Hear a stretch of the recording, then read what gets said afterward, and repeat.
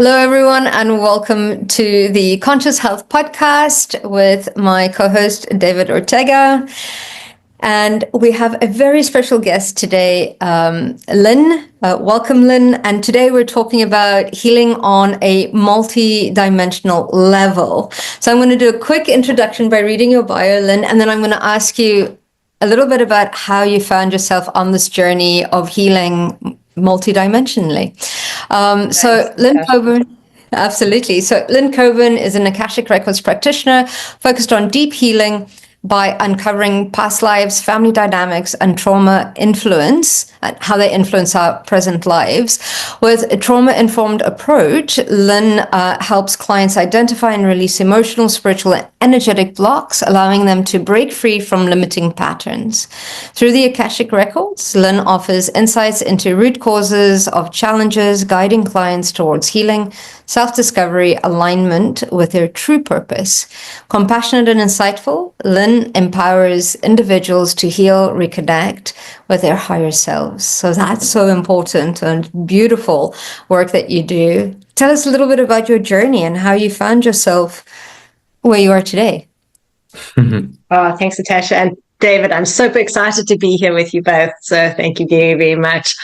How am I here? Well, the most direct sort of recent event will be just, and I joke with Natasha always, and I say this very respectfully, but I'm really a Natasha junkie. So I love working with Natasha, and she's inspired me a lot and really helped me grow and change and be very instrumental in my healing in a more spiritual way and with my work with clients that way. So that would be the more recent, but I would say that, my journey here, my professional journey has been so guided by my personal journey, and every kind of way I work have been ways that I have experienced very helpful to myself on my personal journey. So, I'll just use an example of, I worked with a trauma somatic therapist, and then really found when I was doing that work how I was able to process and address trauma on a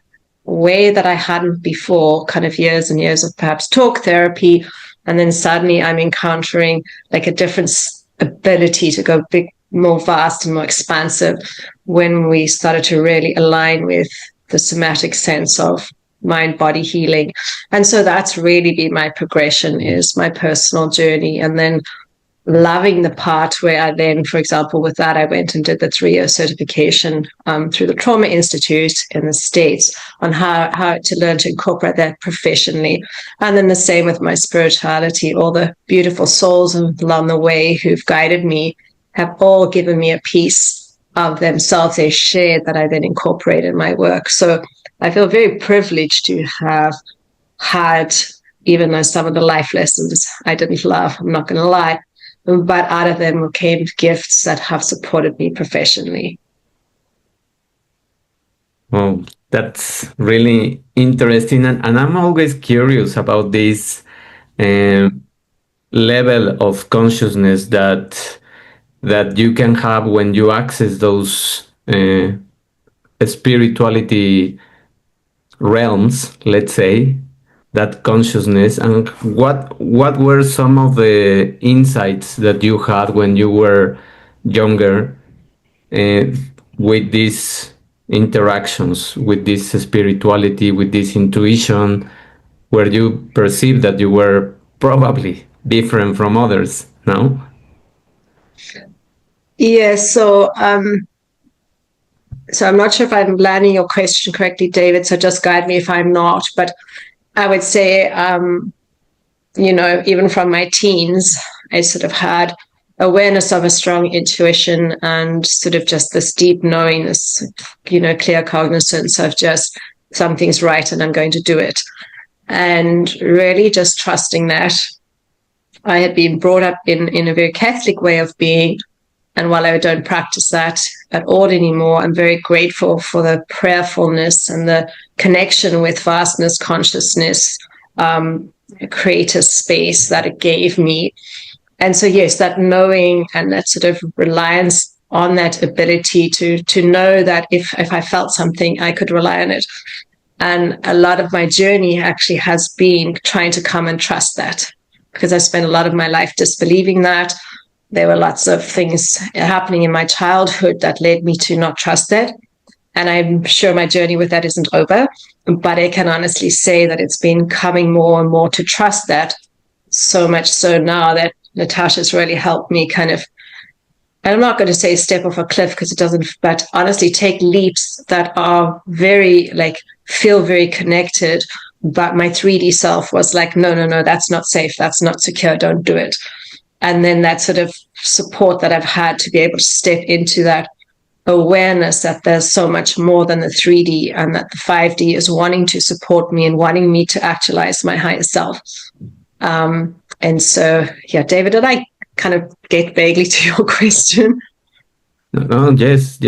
Actually, okay. You mentioned one word that nowadays it's very common, and many people are dealing with that. That is the trauma that we pass while we are a child, when we are children, and where we sort of we create shields, we create coping mechanisms, we create ways to bury those that pain and many of the insights. And when we start dealing with those situations without trauma, I think we open those gates to perceive more of who we are, and we assemble the puzzle that we needed in order to jump into a higher dimension, let's say, no? Yeah. So yes, you answered perfectly. And what could be some, if you want to mention, of course, some of the traumas that you uncover and that allowed you to step into those new situations? Absolutely, David. Thanks for asking. So, I would say, the connection with my mother was very challenging for me growing up. And I did everything I could to avoid feeling it, to avoid connecting with it, to just not only push her away, but push that aside. And then, as you mentioned, we developed these coping strategies that are highly effective as a self-protective mechanism when we're young, to ensure our survival, to ensure our sense of safety. And then, I always say when we're looking at healing, we spend the first sort of 20 years of our way of being developing these coping strategies and these self-protective mechanisms that we then spend the rest of our lives unlearning because they're not helpful and they're not conducive in more meaningful relationships. So, I can definitely see very pivotal moments in my childhood of some challenges with my mother, then challenges with eating. I would say, my divorce was particularly painful.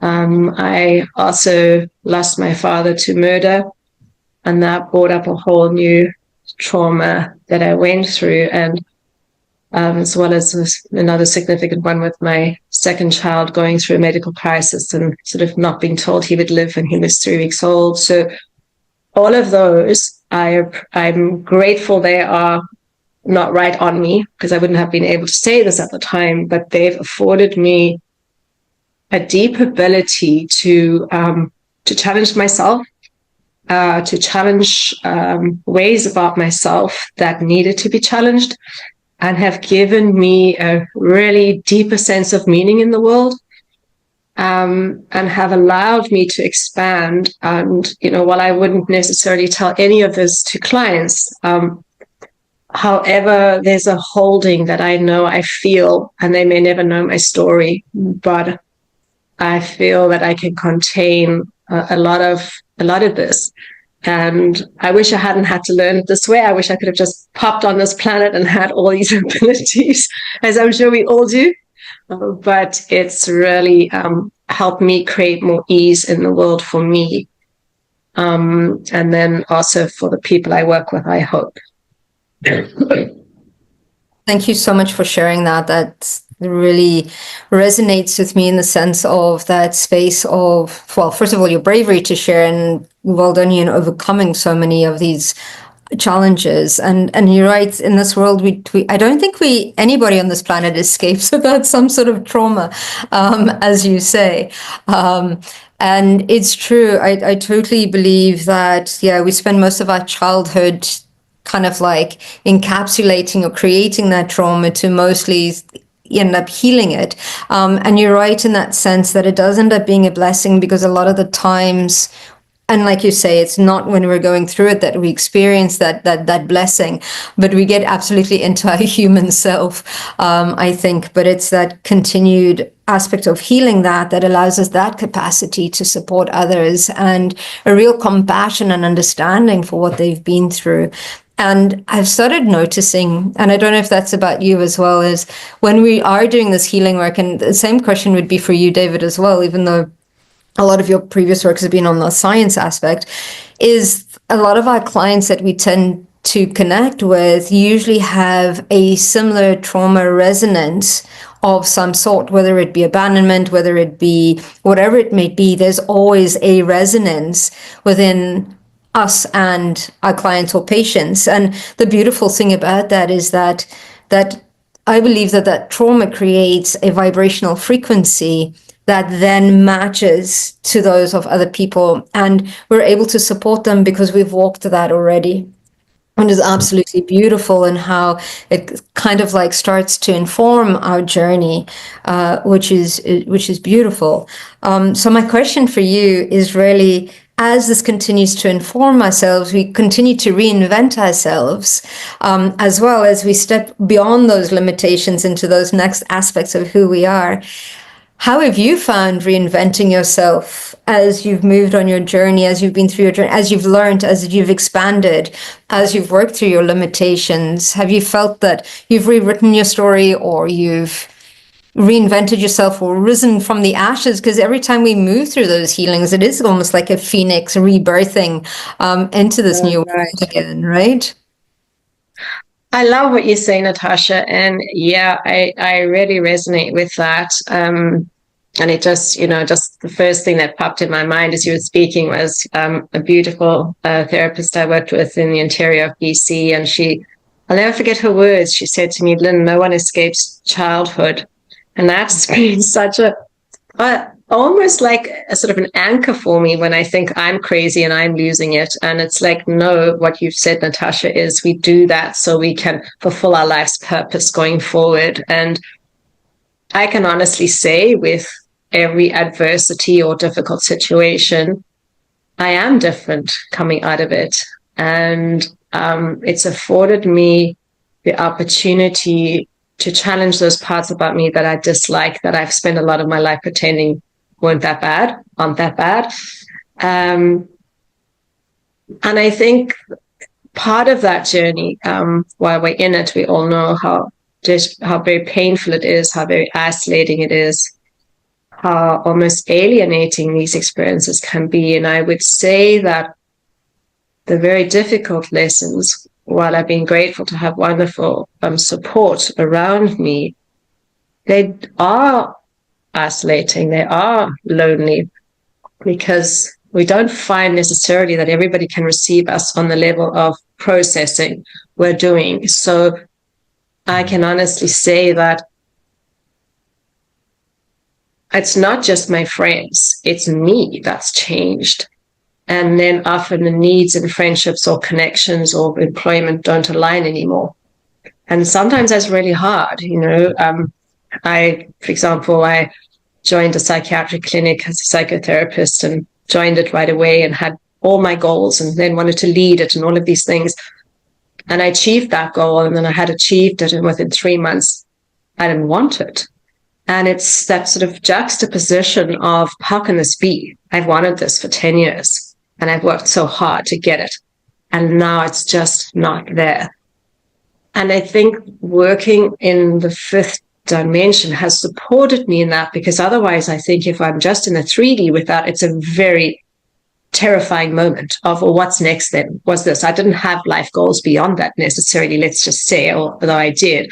So I really want to speak to that part for anyone who's listening, where they feel, well, what's the purpose of this journey? Because I sometimes lose friends. I leave work. I'm creating instability. But I think in that these life events create instability for us to create more stability and more grounding. And with bringing that understanding of that more vaster concept of, it's not just about the 3D, it's not just about the job, it's not just about that relationship ending, but the contracts and the purpose, that has brought me so much comfort. And I find myself right now in one of the situations where I took 6 months out to do my own little sabbatical and have come back into my life with many real things having changed, like my 3 children leaving home, and they have been my greatest joy and passion and sort of part in the world, but they've launched and don't need me. And my employment in another organization isn't aligning, and I've had to leave that.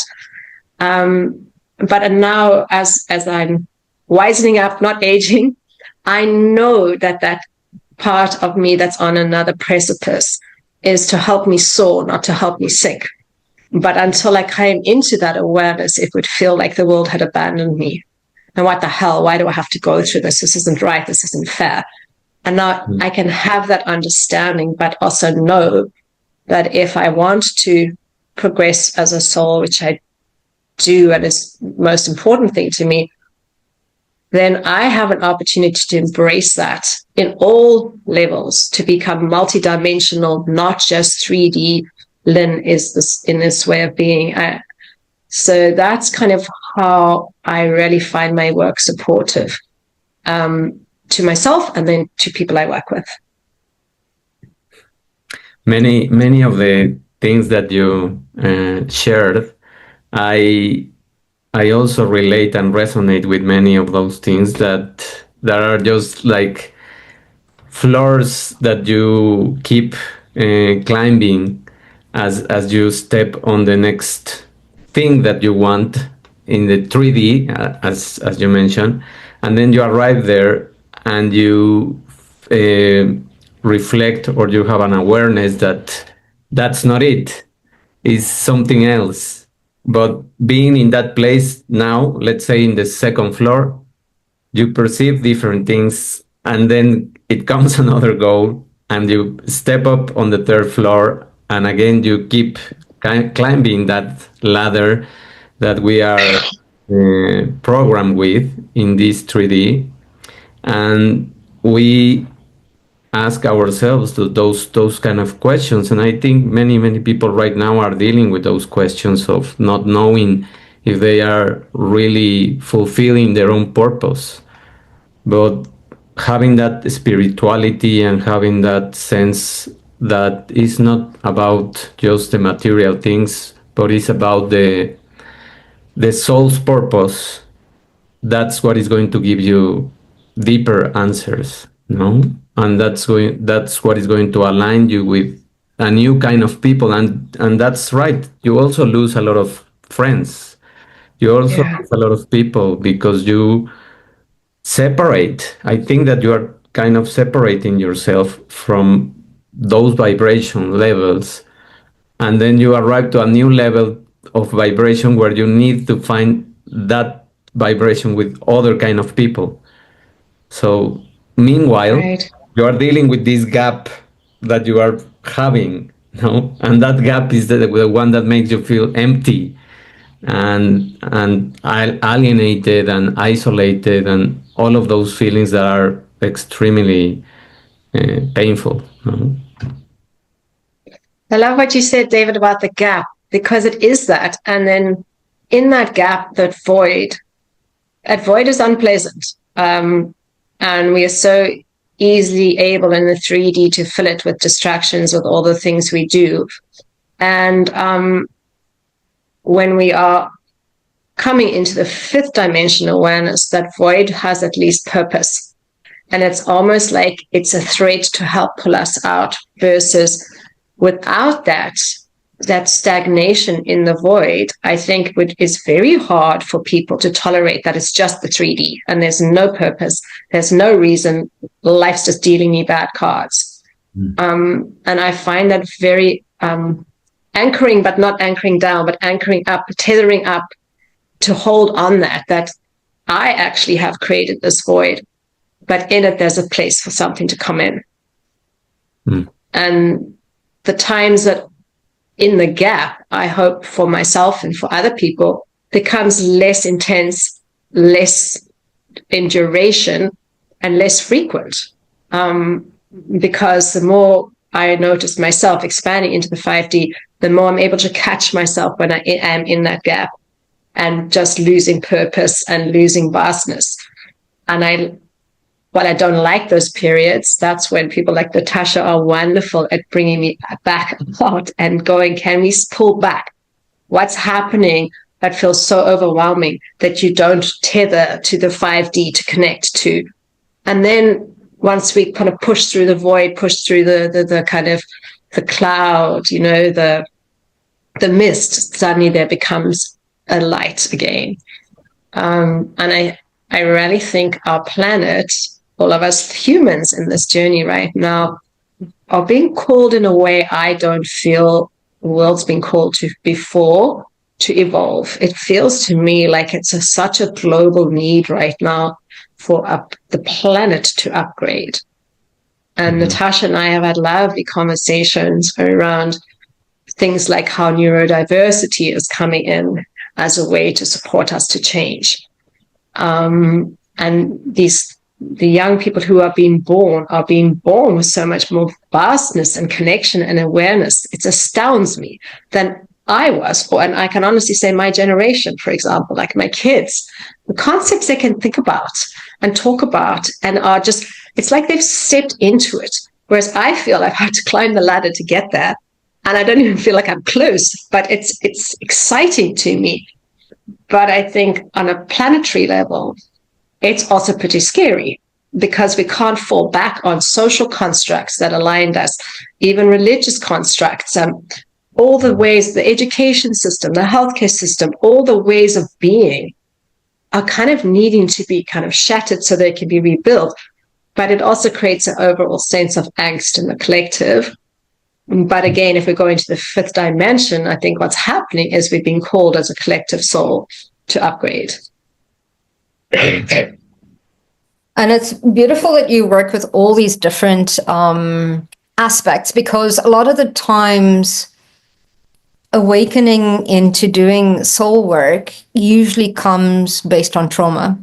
Usually somebody skirts a life-threatening kind of, whether it's an illness or an accident or a rock bottom of some sort that activates the trauma, really activates the question of who am I, why am I here, what is this purpose that is of who I am. And I love that in that sense of really digging deep, because a lot of the times people find faith and hope and start looking for answers, whether it is through a religious aspect or it is through looking at their spirituality, like modalities like Reiki, like Akashic Records, where people actually, it's through traumas later on in life, I believe that we start to actually really dive deep into that space of the awareness of who we are and the limitations. It's almost like, I think when we're young, it's like they're showing me we get like jackets.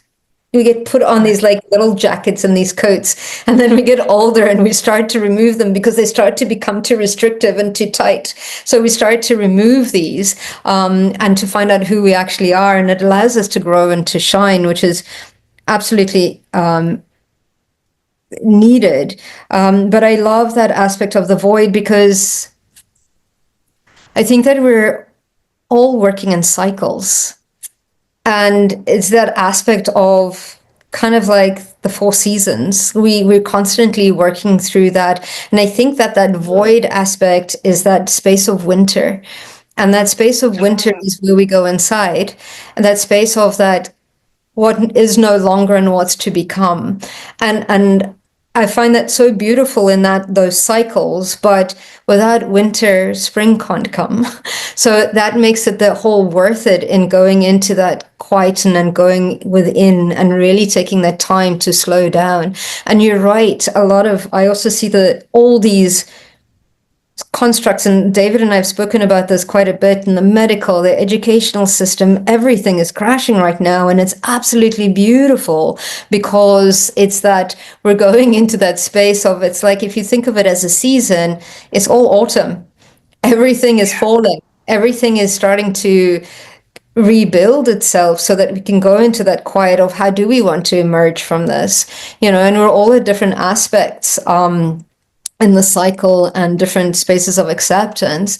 And I love that the work that you do will support all of this, because being stuck in that space of trauma, or being stuck in that space of the limitations, whether you were going through something that is neurodiverse, or a label that we've been given, once we shake that label and start to see who we are, is where we really start to grow and expand. And I think that part about your work is absolutely fascinating, in tackling things on a physical, mental, emotional, and spiritual level as well. And I definitely think that that is the future of medicine. So my question to you, Lynne, is, after all of that, is... That's great. I appreciated that, Natasha. It's lovely how you pulled that together. It really resonates. But my question to you is, how did you move from very much moving from the mind to the spiritual? Like, what was the step of yours that you started to realize, hang on a minute, there's something else? Or have you always known? Natasha, I would say I've always known. I remember, even as a young kid, being fascinated by, intuitives, psychics, mediums, and just sort of, I would say I'm lucky in that regard. I didn't have to challenge that part to be like, no, I don't believe in that. No, I'm this, I'm that, and then go and prove it to myself. So I consider myself quite sort of lucky in that way. I would say also, Natasha, the places I have lived have been very, a lot of them have quite significant ley lines, but very significant to parts of my journey. And the people that I've met in there. So I would say also just trusting that sense of, I'm just going. I remember sort of being young and 23 with my backpack and leaving South Africa, which wasn't a thing we could do as South Africans. And I just need to go and experience. I don't really know what or why. And I think, as much as I've missed my family and, have a lot of pain around that separation from my country, from my culture, from my family, from very dear friends, I've needed those places for my spiritual growth. I say that's huge. And I think I have an extra special gift of being born in South Africa, into that very unique, very vibrant, but very soulful country. The ability to be in the wilderness. And then I would say, that being fostered, I love being in nature, and I love moving. And my father was an incredible support in that, having us hiking, having us in nature. But also where I grew up and when I know Natasha remembers this too, is we grew up in very simple ways. We may have been quite an efficient country in every regard, other than our ability to tolerate, not being racist in the apartheid era. But, there was no TV in my house in South Africa until 1976.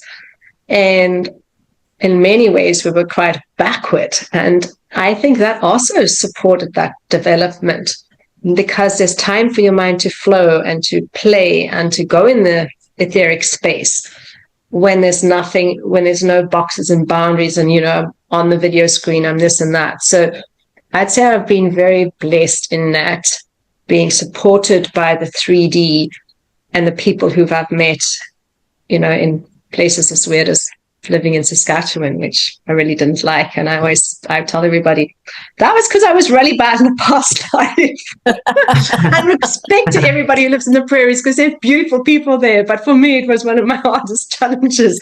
So yes, that's, those things have really been supportive to me. Yeah, there were two things that you mentioned about the falling of the structures and this new way of the generations that is coming with this neurodiversity, that it has also been mentioned by many of these quantum scientists that try to explain it from the science part, that this quantum physics is completely connected with this spiritual area, because it's the only link that science and spirituality can have, where they can cohabitate and don't, let's say, they don't fight with each other, and then they find that blending mixture where there are many phenomena that are happening, and as you mentioned, many people are connecting with this energy that is being that pull many of us to these new vibration levels. And as we go up, or as we leave those spaces of void and things, I think we kind of look back and we see the falling of those structures also give us pain and hope. So it's a contradiction that we also have in ourselves, and that we need to understand these new generations. Actually, we are going to interview in the next episode a very young person that has 30 years old, and he has these labels and has had those labels of being autistic, of being different, of having psychotic episodes. And he was telling me, I didn't even know how to react to many of those things, and how to pivot from those spaces where they gave me medication and things, and all of those things. But he stepped out. He's going to talk about it, of course, which is intriguing.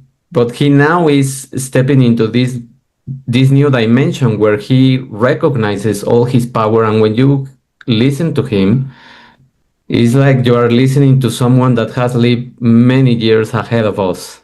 Yes. And that's the power that these generations have if we listen. But if we try to label, if we try to compare them with the normal that we have just set the bar for the normal, that's when we are going to repress all that energy that is in these generations that are going to take us away from many things now. Right. I love what you're saying, David, because I spent my first years in my counseling career working in a psychiatric hospital in Cape Town in a men's intake psychotic ward, and my training was very rigorous in terms of understanding mental state and can I come up with a diagnosis, even though I'm not formally allowed to diagnose, but using that very medical model. Mm-hmm. And while it's helpful in understanding how people's personalities might work and what defense mechanisms they might be up against, etc., it's so limiting and so restricting and very damaging in a lot of ways to people. And I remember the first time that was challenged for me was I worked under this incredible consultant psychiatrist. He was British but lived in South Africa, and he would not he would just not align with kind of the real traditional, very paternalistic patriarchy medical model. And because we worked in a predominantly Black hospital, given the ratio in South Africa of, Black and white people, most of our patients were Black, and they were coming in typically with a psychosis, which if you look medically, there's reasons why, or you can look spiritually at what a psychosis is actually doing for you. And there's a condition in the Black culture of when people experience what we would call delusions or hallucinations, that it's a part of a spiritual growth. And one of the words is Fufuyana. It's a lovely word, but it means when I'm listening to auditory hallucinations, and I use that in the medical model. And then he said, well, how do we know that this person is psychotic and not experiencing their spiritual process of Amamfafayana. And it was profound to me. And he actually brought in a Sangoma who, brave soul, was willing to come into our hospital in a white world and consult with us. And we had this beautiful blend of traditional and non combining. And to me, that was one of the first moments. I mean, I remember I was just 22, and it was like, yes, we've got to break these molds, because there's more vastness and more understanding of, something like a psychosis. It's not just a psychotic illness. I appreciate there are times it just is, based on organic features, but there's also this whole gap that we've missed on what it means spiritually. And I love, like you're saying, that these young generations are just coming in and busting through this. But look how long it's taken me and sort of my generation in the healthcare industry to sort of come to these places of how do we incorporate and challenge that. Yeah, that's so interesting, and absolutely, I love that person that you trained under actually brought that in, because I was actually having a conversation. A very close friend of mine this morning, and we were talking about somebody that they knew that was going through a it's not being bipolar, it's schizophrenia. And it was so interesting because I asked them, I was like, did they have an extremely traumatizing childhood? And it's so funny because sometimes when you start to understand the spirituality behind it, perhaps they had that split personality, was a soul that has come in to support them when they were feeling that time. And it was so interesting to see how we create these, not that we have soul contracts with other beings that step in to support us when we're going through these phases to cope with these situations that we've placed ourselves in. And it's like you say, later on we don't need them anymore, so it's needing to release them. But there is a spiritual side of it. And it's like you say, yes, I agree that sometimes it's not denying that that isn't a thing, but a lot of the times, a lot of these, it's not even a disease, a lot of these things are rooted in a spirituality that we're unaware of. And I know, because one of my students who does light language, she was in this space of complete channeling, and her neighbor freaked out and she ended up in a psych ward. And she was just like, oh my goodness, this is nuts, because one, she didn't want to take the drugs, and two, she had to play through the protocol to get out of the system, because it was just one of those things of, how do I explain this? And I think that is that trying to label or fit things into a box is actually a lack of knowledge, rather than, because we end up thinking, okay, no, we know it all. This is what it is. This is how it's presenting. And you're right, there is a need for that. But it's a yes and, not an either or, I think is important, because then you have more information, so you can make more of an educated decision as to what is going on and how can you best support this person, even if they don't fit within that mold. And I think that's what these beautiful neurodivergent children that are coming in, the children of the future, is they've come to show us that it's not about being in the mold or outside of the mold, is that there is no mold anymore. They're releasing that and they're expanding that. And I think technology has a huge part, and I don't think it's an accident that we're getting an influx of these beautiful, brilliant beings come in as technology and AI is starting to ramp up, and this more of a free way of thinking and expansion is happening at the same time. And it's like you say, we're like the dinosaurs in the sense of like, how does this work? How does this work? It's like, I mean, our children almost come out with an iPad and knowing how to sync phones and all sorts of technologies. Lovely. We were like much older trying to learn. I remember trying to teach a little tortoise how to make a square by giving it commands. I mean, DOS was still a thing. Like, when I started learning about technology, as like, I think it was Windows 95 was just coming out and it was like, oh my goodness, kind of a thing. Whereas kids nowadays, there's so many apps and so many things that happen. We're moving at a much faster pace, so we can't stay fixed. And I think that's true for medicine, and it's true for education, and it's true for finances, and it's true for business, and it's true for everything. It's breaking that mold, but it's how do we help people to become agile and to respond and to release and to let go? Especially, I think in us older generations, we tend to hold on to things that are more fixed, right? What is your advice for letting go, for surrendering, for adapting to change? That's a good one, Natasha. And I probably would say that the younger generation could probably answer this better than me. But to me, it's curiosity. Mm-hmm.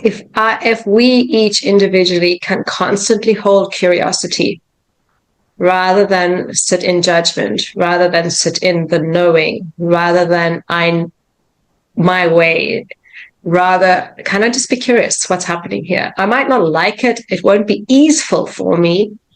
But we need to hold curiosity, just like my consultant did in that ward, where he didn't have enough information to make a treatment protocol for these patients. And I really fall back on that a lot, especially if I'm confused or challenged. I'm like, okay, can I just be curious? I don't have to have the solution. But can I just, almost, if we sit on our hands right now, that's a very definitive energy of I'm staying, I'm stuck, I'm here, this is it. Versus, this willing hands, one of these concepts we talk about in dialectical behavior therapy around the more radical acceptance of, do I want to fight and increase my suffering? Or can I learn to just make meaning of it is how it is for right now in a willing way?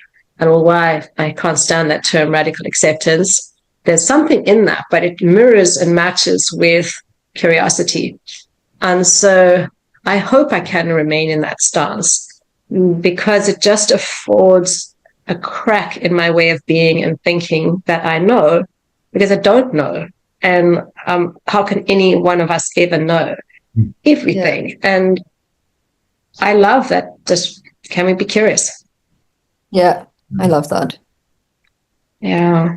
Yeah, I agree. I agree that we need a lot more curiosity, and many times what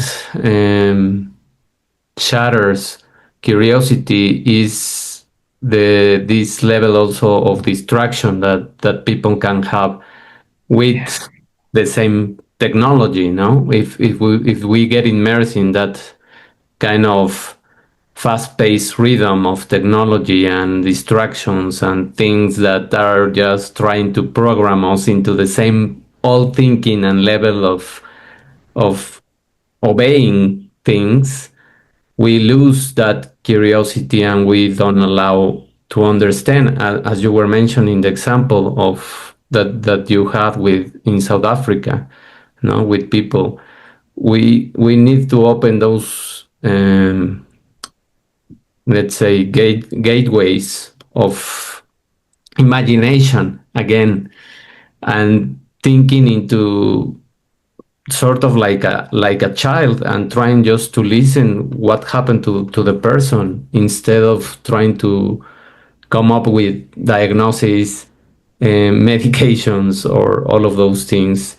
And it is so funny that we are having these conversations because I'm teaching psychopathology to students of psychology, and there was an activity where they had to reflect about the origin of mental illnesses, and they had to watch a video of some Spanish psychiatrists that were talking about these new levels of consciousness that they have, and trying to talk about yoga, meditation, nutrition, instead of medications. So it was a very interesting podcast or conference that they gave, and the reflection that the students did gave me a lot of hope that fantastic, that these new generations are picking up those messages, and they are agreeing that is not about the the level of diagnosis and these DSM manuals and all of those things that the psychiatrists and psychologists use many times to give the pill just to address the symptoms, but they don't even listen to the story, to the environment, to the social context of people, and they don't understand why this while all of those patients are dealing with pain. No. That's fascinating. I love that you are teaching that, and that those young beings are grasping like that. Because, like you said, I don't know how many hours I've had that DSM drummed into my head, and now I spend every moment ditching it out of my head. So interesting. So unhelpful.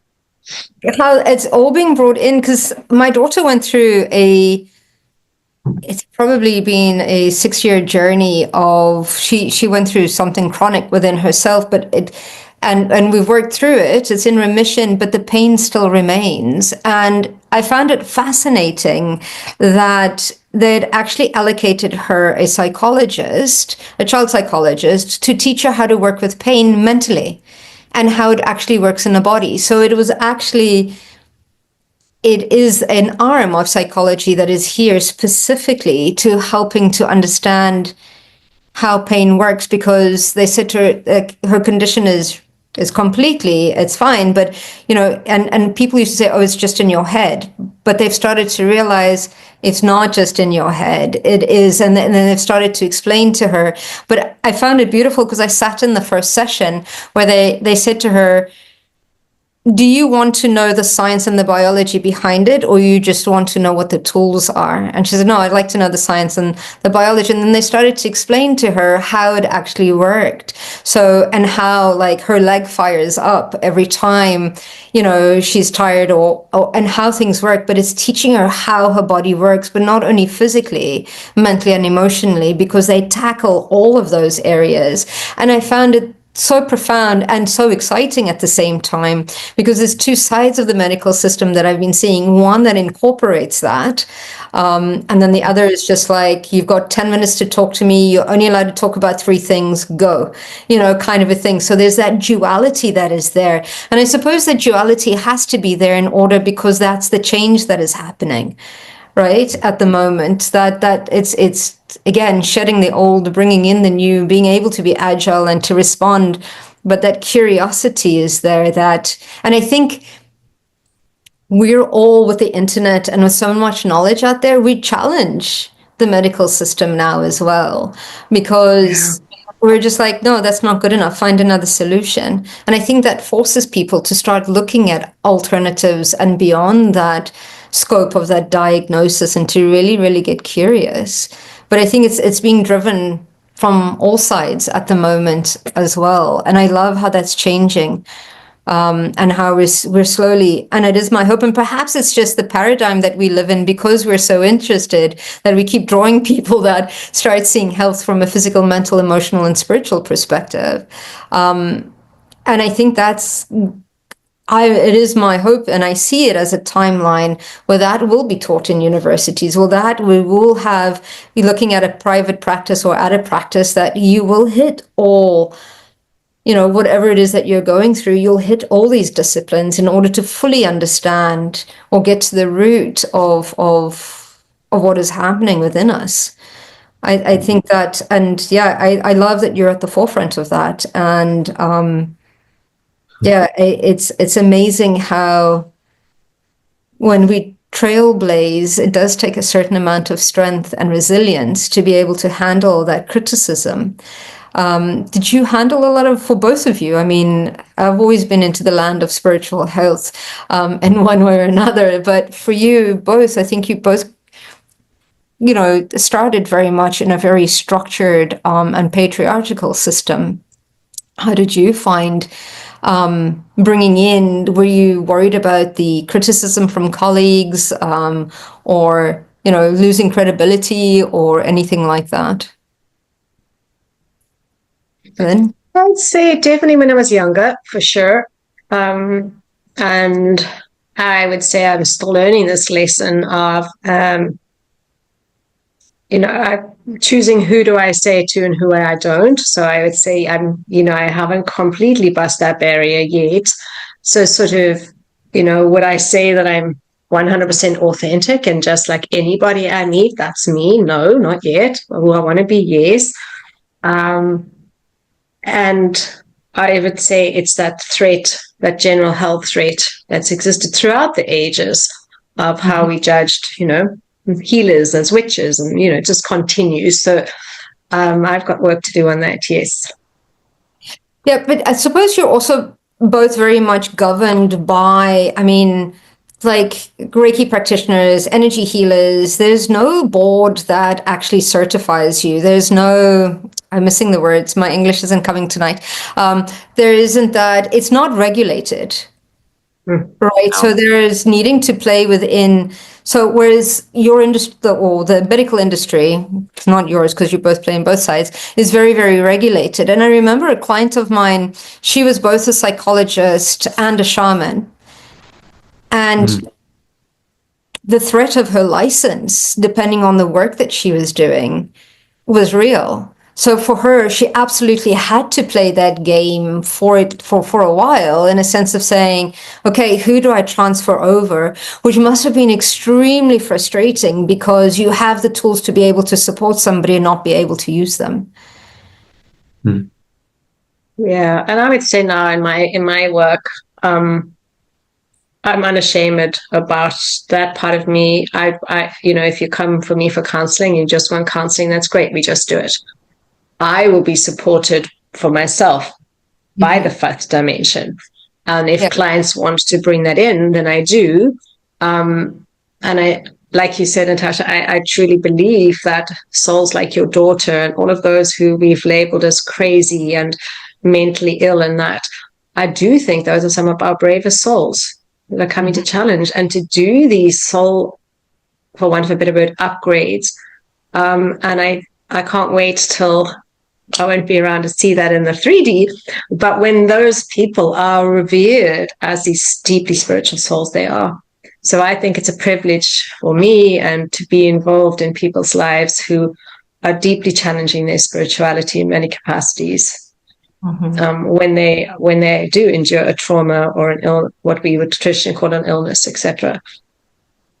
Yeah, I agree that when you play both sides, you have to use those abilities of the spiritual side through the scientific way, let's say, and you just try to ask questions to your clients or to the patient where they are going to come up with no answer of why it's happening, what they are living or suffering, and when they don't find answer, the only thing that gives them hope is to find out that there is a spiritual side.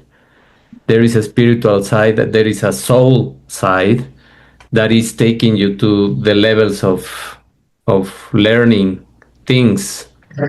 And that's when people say, oh, I never thought about that. And having that new path of knowing that there is a purpose of all the learning stages that they are living, that's what they give them hope and awakens that curiosity. That I think that's what happens when you apply the techniques that you know with science, but you ask deeper questions so that they arrive to the answer of not knowing why things are happening. And that's when you probably drop the question of, well, maybe there is a spiritual way of your soul telling you that. Because everybody, I think, that resonates with having a soul, in spite of not being so spiritual. No, let's say everyone agrees with that concept, and they know that there is something that they can explain, but having that concept of soul gives them direction. in a different way, where you now can use those spiritual techniques, no? So true. I suppose it allows for a deeper understanding as well. And I think a deeper holding space and like we were saying earlier, a more complete picture so that you're able to support in a deeper way, I think. Mm-hmm. I think it just increases our resiliency to go to the next layer once that one feels more cleared and understood. Versus that feeling of this is just too much, I want to check out. It's more, okay, I did that one. I've obviously got the buoyancy for this next life lesson. And so therefore I'm with you, Natasha. It gives us hope when we can tether to the 5D while we in this 3D. Yeah, absolutely. So do you support families as well? Because a lot of the times it's not just the person, but it's the family that are going through the trauma or an intergenerational aspect of trauma. Yeah, Natasha, actually, that's one of the fun things I love about what I do is when I can blend systems together. So whether it's a partner that needs to come in or, a dyad or a triad, to do that, to me, that's lovely work because we are in a dance in every connection we have. Yeah. And just like any other thing we do, we just do it. And often we don't pull back and be mindful about why am I doing this or why am I bumping into this problem? And that's why, often we can do it for ourselves and we have understanding, but then I put back in that partnership or that dynamic and I'm stepping on someone's toes again, so to speak, in my dance. So I love that. And the other thing that I love to do also is I'm consulting to couple companies where they in these meetings in these things and they're doing big change consultancy and they're bumping into things and then I have the ability to stop and to pull back and help them renegotiate. So I do love that because that systemic approach, it's kind of like what we're doing in the 3D. We're pulling back and we're seeing the 5D. So we are not an island when we are working on ourselves. We still have to go back and be in our relationship. So even if I've had these supports and ahas, I still step back into a dynamic that I've created with that. And then often we do need that person in that connection with us to help shift the dance with us. We can't just do it on our own. Yeah, I love that you described it in a dance way as well, and going back and integrating that because people usually put us in a box or see us how we were rather than how we are. And I love that you bring that in because it allows for that adaptability and that change to happen on all levels and all layers. And that's when that potential, alienation and loneliness comes in when we've changed the way we want to dance and the people around us haven't, perhaps don't need to, are not called to, and there's nothing wrong with that. But then we get called to step out and to decide, do we keep in this dance or do we stop that dance? And a lot of, I think this work becomes scary because when we change, we can't expect everybody else around us to want or need or have the purpose in that lifetime to change that thing that we've worked on. Yeah, I also think that it relates to leaving your tribe, no?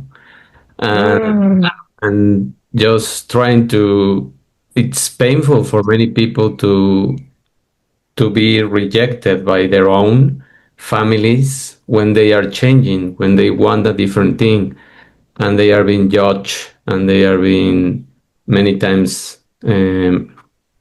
neglected or isolated due to that will of changing. So they give up and they stay in the same steps of dancing, no? I love also that analogy because it is learning to dance in a different way, in a more, let's say, peaceful way, instead of the aggressive way, let's say, that you have at the beginning, where you didn't have any tools, you didn't know anything, you were just following the steps of other people, no, to fit in and to have this connection. But once you learn that those steps and you find out that you can do more in a different way, you develop a new dance of your own, and you connect with other people that are doing the same, no? Right. Yeah. Yeah. Yeah. So, Lynne, how could you wrap up this, all of these concepts? It's too much of information that we have discussed, but let's try to come up with something that we can wrap up the learning curve of people from the 3D to the 5D, and how can they also approach you or contact you? Oh, thanks, David. Wow. To summarize, I would just invite anybody that's curious to take that one step. Just take one step into, if they have any sort of pinging, any intuition that combining this or trying to understand it might be helpful, just to trust that, and to see where that goes. And we don't have to know. Again, if we can just hold that curiosity for ourselves, I'd love that. I don't really have a succinct way of capturing what we spoke about, other than to say, I'm very grateful to be in the presence of both of you and sharing and doing this dance that we're doing together. And it excites me. And thank you for giving me that opportunity. And, you know, if anybody does want to have a chat to me, and I have a website, I'm online. It's just lynnecowburn.com, but spelling is LYNNECOWBURN. And otherwise, yeah, just thank you. And to you both, thank you for all the souls that you're supporting. And I look forward to finding you in other avenues too. Absolutely. Thank you, Lynne. Thanks for sharing your knowledge and wisdom. And I'm sure we need a follow-up, because there's a lot that we spoke about that I'm sure we can like completely dig into a little bit further, even if it is just to look at 5D and 3D and what that actually means and how to support each other out of that as well. Would be great. And we didn't even talk about past lives. Right? Yeah. Next time. It'd be amazing. Yeah. We'll have to do a second part of this episode. Oh, that'd be fun. But I love all those analogies, and let's say that we invite people to learn how to dance in a different way and how to connect this 5D dimension that we are being pulled for. So thank you, Lynne. It was a pleasurable conversation and a very insightful conversation that we definitely need to come back. Thank you both most sincerely.